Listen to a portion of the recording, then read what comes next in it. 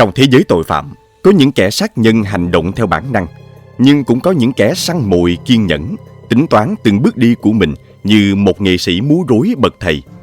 Hắn không chỉ cướp đi sinh mạng mà còn đánh cắp danh tính của nạn nhân, biến chúng thành những mảnh ghép trong trò chơi trốn tìm với công lý. Vào những năm 1990, một kẻ sát nhân như vậy đã xuất hiện với khả năng biến hóa đến mức phi thường. Chỉ trong vòng vài giờ, kẻ đó có thể là một nữ doanh nhân thành đạt người Anh, một người đàn ông bí ẩn hay một phụ nữ Mỹ bình thường. Mỗi lần xuất hiện là một diện mạo mới, một giọng nói khác và một câu chuyện đời hoàn toàn khác biệt. Đó là Alan Parent, kẻ sát nhân được mệnh danh là Tắc Kè Hoa, người đã khiến FBI và Scotland Yard phải bó tay suốt gần 2 thập kỷ. Các bạn đang theo dõi kênh Văn Tùng Siêu Kỳ Án và mình là Tấn Khoa. Nếu các bạn yêu thích phá án và những câu chuyện trinh thám hấp dẫn, hãy để lại một like và subscribe để ủng hộ cho Văn Tùng Siêu Kỳ Án nhé. Còn bây giờ, hãy cùng mình khám phá một trong những vụ án bí ẩn nhất lịch sử tội phạm.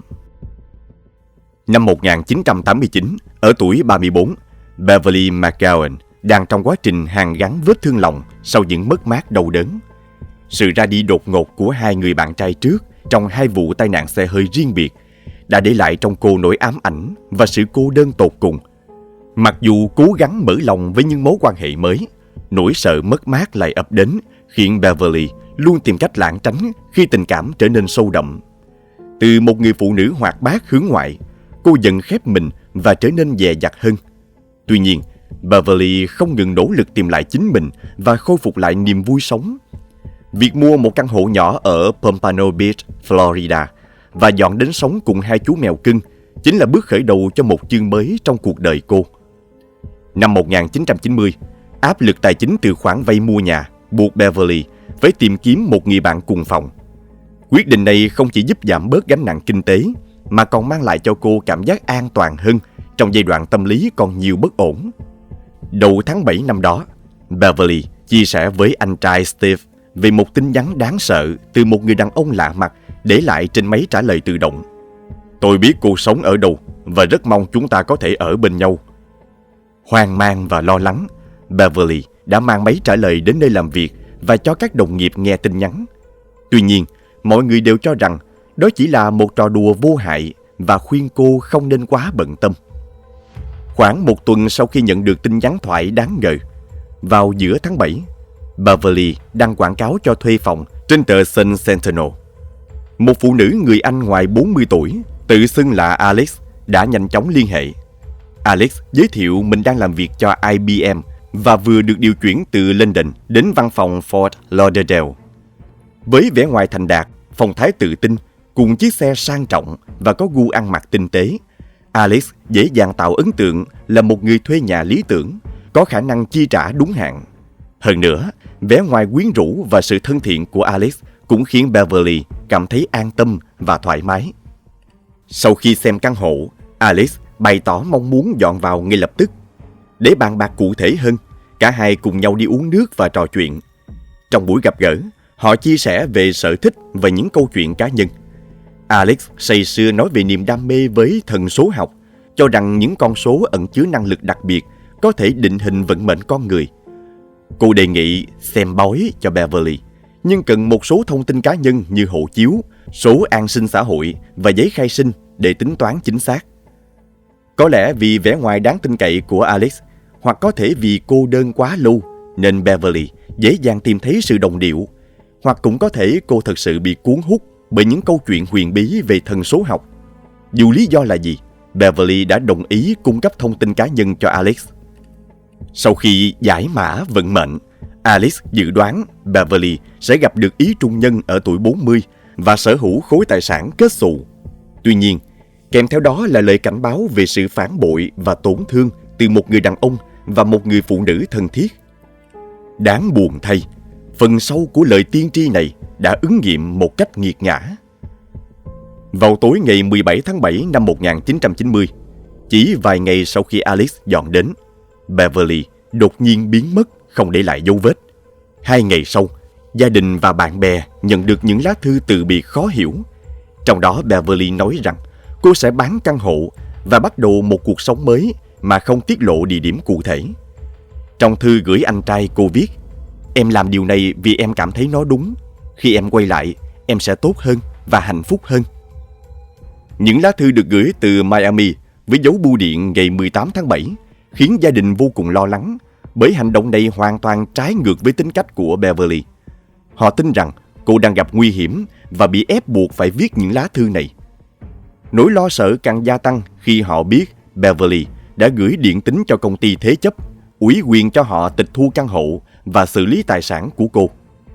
Khi Steve và Jen, anh chị của Beverly, đến căn hộ của cô, họ chỉ thấy một không gian trống rỗng và lạnh lẽo. Bát đĩa bẩn vẫn còn trong bồn rửa, áo ngủ vẫn nằm trên giường, không có bất kỳ dấu hiệu nào của việc chuẩn bị rời đi.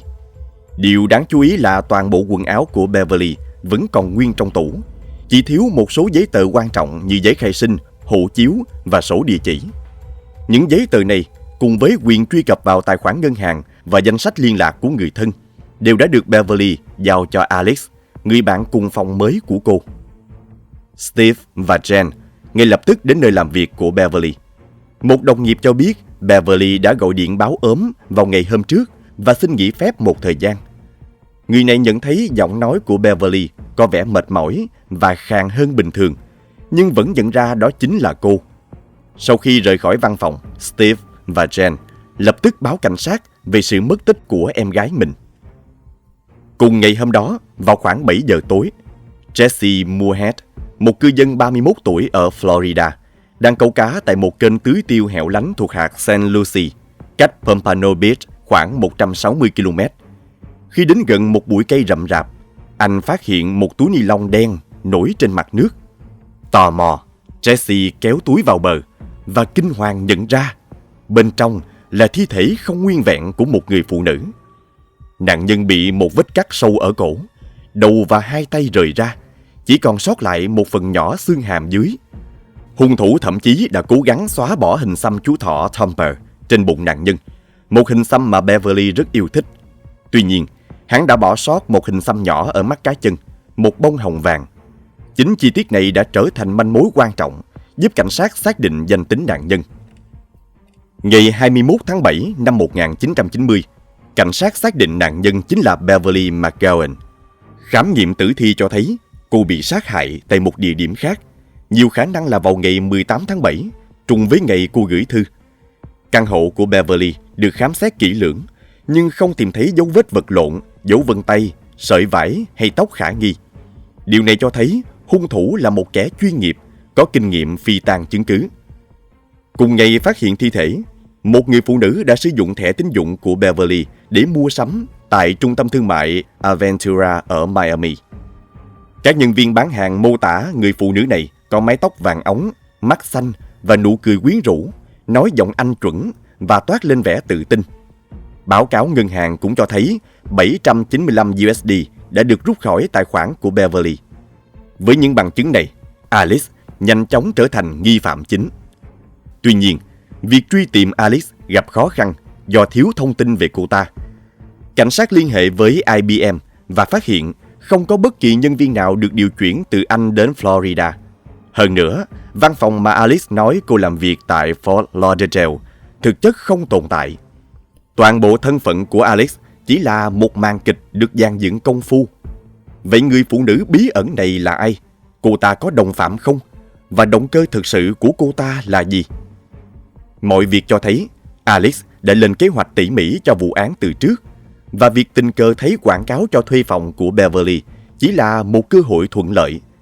Nếu Beverly đăng quảng cáo vào một ngày khác hoặc trên một tờ báo khác, nạn nhân của Alex có thể đã là một người hoàn toàn khác. Sự tính toán tỉ mỉ và thủ đoạn tinh vi cho thấy đây không phải là lần đầu tiên Alex gây án. Các nhà điều tra nhận định cô ta có đồng phạm. Ngày hôm sau khi thi thể Beverly được phát hiện, một người tự xưng là Sam đã xuất hiện tại công ty lữ hành Thunderbird ở Miami và sử dụng thẻ tín dụng của nạn nhân để thuê một chiếc xe Avis. Để che giấu danh tính, Sam đã cải trang thành một phụ nữ với tóc giả đen dài và kính gọng oval, giống hệt ngoại hình của Beverly. Hắn ta nói giọng Anh và đặt vé máy bay của British Airways, chuyến bay 292, dự định rời khỏi Mỹ 2 ngày sau đó. Điểm đến của Sam là sân bay Heathrow, London, một trung tâm hàng không quốc tế sầm uất. Ngay khi máy bay hạ cánh, một người đàn ông xuất hiện và tìm đến chiếc xe đã được đặt trước dưới tên Beverly. Với vẻ mặt bình thản đến đáng ngờ, hắn sử dụng thông tin thẻ tín dụng của nạn nhân để hoàn tất thủ tục. Đó chính là Sam, sau khi đã thay bỏ lớp cải trang. Tuy nhiên, kế hoạch của hắn gặp trục trặc khi gia đình Beverly kịp thời khóa thẻ tín dụng. Nhưng với sự nhanh trí, Sam đã dùng tiền mặt để thanh toán và lái xe rời khỏi sân bay, biến mất vào màn đêm London. Kể từ đó, không ai còn thấy hắn ta, để lại một dấu hỏi lớn cho cuộc điều tra.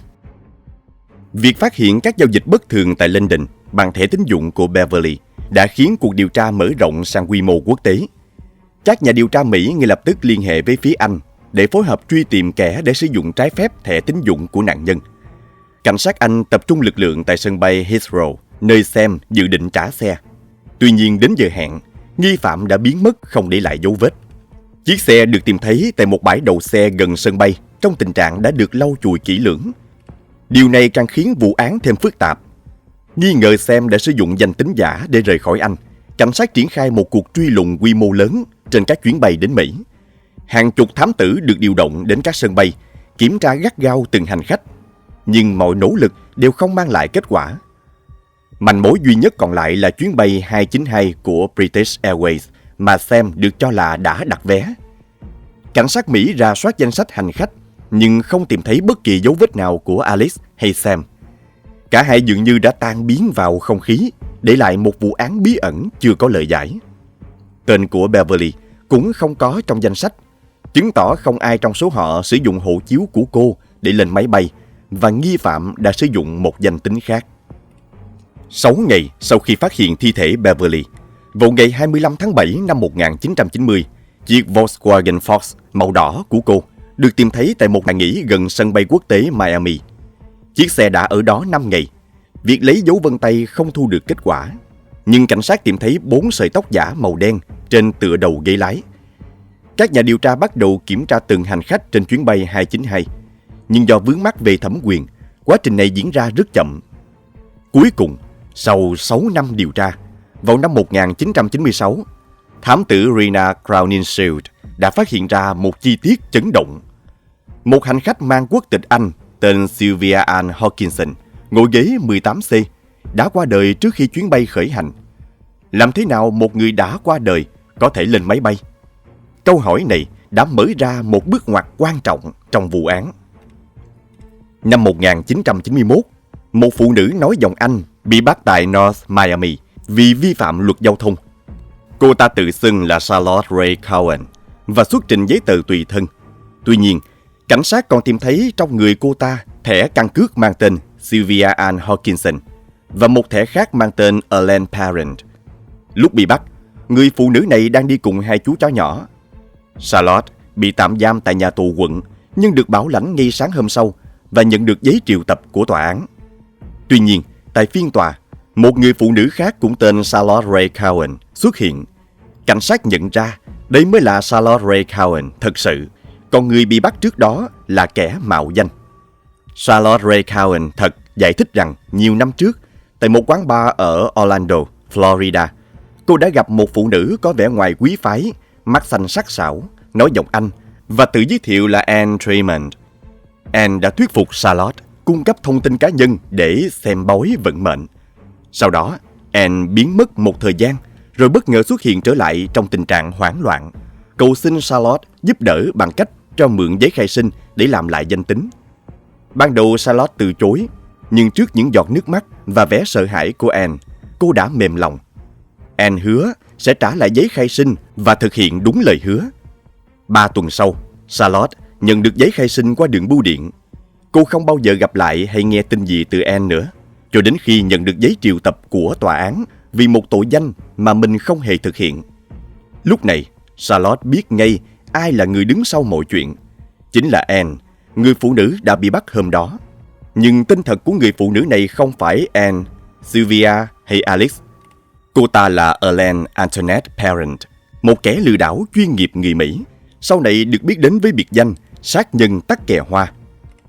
Sinh ra và lớn lên ở Bronx, New York, Elaine chuyển đến Florida khi 30 tuổi. Hành trình tội ác của cô ta bắt đầu từ năm 1985 sau một vụ trộm cắp bất thành. Cô ta trốn sang London, nơi cô ta học được cách nói tiếng Anh chuẩn như người bản xứ. Tại London, Ellen kết bạn với một phụ nữ vô gia cư, Sylvia Ann Hawkinson. Ellen không chỉ sát hại Sylvia mà còn đánh cắp danh tính của bà, sau đó làm hộ chiếu giả với cái tên này. Trong những năm tiếp theo, Ellen đã sử dụng hơn 20 danh tính khác nhau, đánh cắp từ cả nạn nhân nam và nữ ở cả hai bờ Đại Tây Dương. Những nạn nhân này hoặc bị lừa đảo, hoặc bị sát hại, hoặc thậm chí phải chịu cả hai bi kịch cùng lúc.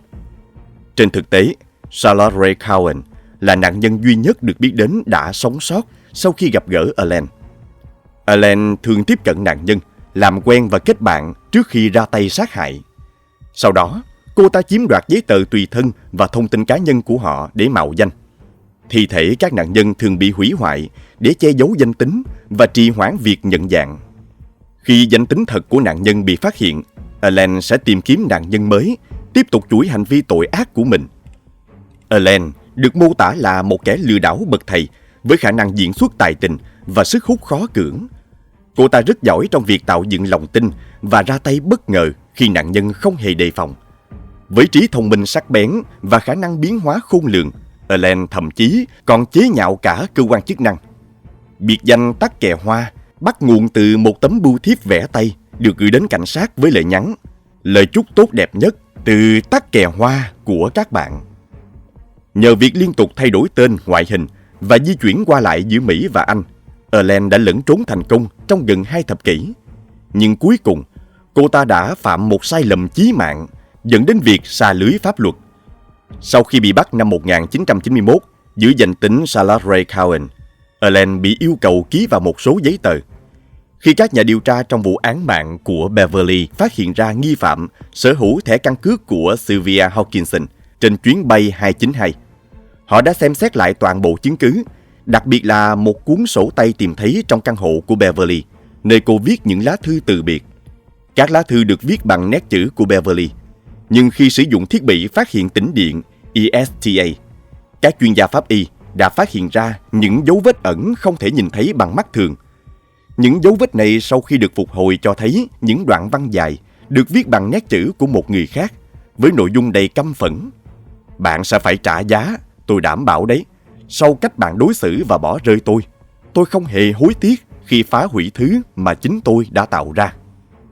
Nét chữ này hoàn toàn trùng khớp với mẫu chữ của Ellen, chứng minh cô ta đã có mặt tại căn hộ của Beverly vào thời điểm những lá thư từ biệt được viết.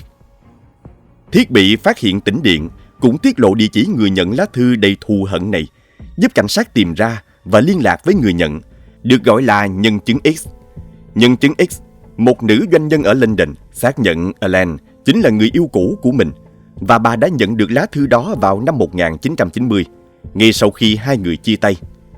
Nhân chứng X cũng cho biết Ellen đã đánh cắp 2 chú chó nhỏ của bà và đòi tiền chuộc. Chi tiết này trùng khớp với việc 2 chú chó nhỏ được tìm thấy trong xe của Ellen khi cô ta mạo danh Charlotte Ray Cowan vào năm 1991. Đến lúc này, mọi việc đã rõ ràng. Ellen chính là Anne Tremont mà Charlotte Ray Cowan đã gặp, cũng chính là Sylvia Hawkinson trên chuyến bay 292, và Alex, người bạn cùng phòng, đã sát hại Beverly McGowan. Câu hỏi duy nhất còn lại là cô ta đang ở đâu? Vụ án Beverly lần đầu tiên được chương trình Unsolved Mysteries đưa tin vào năm 1991. Người dẫn chương trình Robert Stark sau đó xác nhận Ellen Parent, người phụ nữ bị truy nã gắt gao nhất thế giới, chính là nghi phạm chính. Chương trình America's Most Wanted cũng phát đi thông báo truy tìm sát nhân Tắc Kè Hoa. Ngày 6 tháng 4 năm 2002, nhờ thông tin từ một khán giả xem chương trình truy nã, cảnh sát đã tìm ra Ellen tại một căn hộ ở Panama City, Florida, nơi cô ta sống dưới một danh tính giả khác. Khi nghe tiếng chuông cửa, Ellen trong bộ đồ ngủ mở cửa và xuất trình một thẻ quân đội mang tên Darlene Thompson. Thoạt nhìn, tấm thẻ có vẻ hợp lệ, nhưng cảnh sát vẫn yêu cầu cô ta về đồn để thẩm vấn. Ellen xin phép vào nhà thay đồ. Trong lúc chờ đợi bên ngoài, một sĩ quan phát hiện thẻ căn cước là giả. Một cảnh sát khác tiến đến gõ cửa phòng ngủ, nhưng Ellen nói rằng cô ta vẫn đang thay đồ. Đột nhiên, một tiếng súng vang lên. Khi xông vào phòng, cảnh sát phát hiện Ellen đã tự sát bằng một khẩu súng lục 357 Magnum. Sát nhân tắc kè hoa đã chọn cách kết liễu cuộc đời mình khi bị dồn vào đường cùng. Tại hiện trường, cảnh sát tìm thấy tóc giả, đồ hóa trang, giấy tờ tùy thân giả và sách hướng dẫn trang điểm sân khấu. Ellen được chôn cất lặng lẽ ở tuổi 60, mang theo những bí mật đen tối xuống mộ.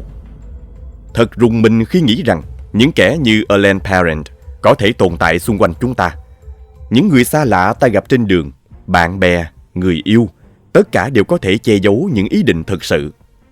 Ellen đã cướp đi sinh mạng của ít nhất 8 người và đánh cắp vô số danh tính trong suốt thời gian lẫn trốn. Thậm chí, có nghi vấn cô ta còn liên quan đến nhiều vụ án khác mà chưa được phát hiện. Cảnh sát cũng không hoàn toàn chắc chắn Ellen Parent là tên thật của cô ta, vì họ chưa tìm thấy giấy khai sinh. Có khả năng Ellen Parent cũng chỉ là một trong số các nạn nhân, một người mất tích chưa được trình báo hoặc một Jane Doe chưa được nhận dạng. Tuy nhiên, gia đình các nạn nhân, bao gồm cả gia đình Beverly McGowan, cuối cùng cũng tìm được một chút an ủi khi biết rằng kẻ sát nhân đã không còn nữa. Nhưng trước khi kết thúc, hẳn nhiều bạn đang thắc mắc, còn nghi phạm thứ hai, người đàn ông tên Sam thì sao? Vụ án chỉ được giải quyết một phần, bởi danh tính và tung tích của Sam đến nay vẫn còn là một ẩn số. Nhiều người cho rằng Sam thực chất không tồn tại, mà chính là Ellen đổi tóc giả và thay đổi giọng nói. Giả thuyết này nghe có vẻ khó tin, khi cả nhân viên đại lý du lịch ở Mỹ và nhân viên cho thuê xe ở London đều nhầm Ellen là một người đàn ông. Tuy nhiên, Ellen được biết đến là một bậc thầy cải trang và từng sử dụng danh tính nam giới trong quá khứ. Có lẽ chúng ta sẽ không bao giờ biết được sự thật về Sam, hoặc liệu hắn ta có thực sự tồn tại hay không. Suốt 17 năm lẫn trốn, Ellen Parent hoàn toàn xứng đáng với biệt danh sát nhân tắc kè hoa. Cô ta sở hữu khả năng biến hóa khôn lường, dễ dàng hòa nhập vào bất kỳ môi trường nào, và cuối cùng đã chọn cách tự sát khi bị dồn vào đường cùng. Vụ án đến đây là kết thúc. Các bạn nghĩ gì về Ellen Antoinette Parent và những hành vi tàn ác của cô ta? Hãy để lại bình luận bên dưới để cùng thảo luận nhé. Đừng quên like, subscribe và bật chuông thông báo để không bỏ lỡ những vụ án tiếp theo trên kênh Văn Tùng Siêu Kỳ Án. Xin chào và hẹn gặp lại các bạn trong những video sau.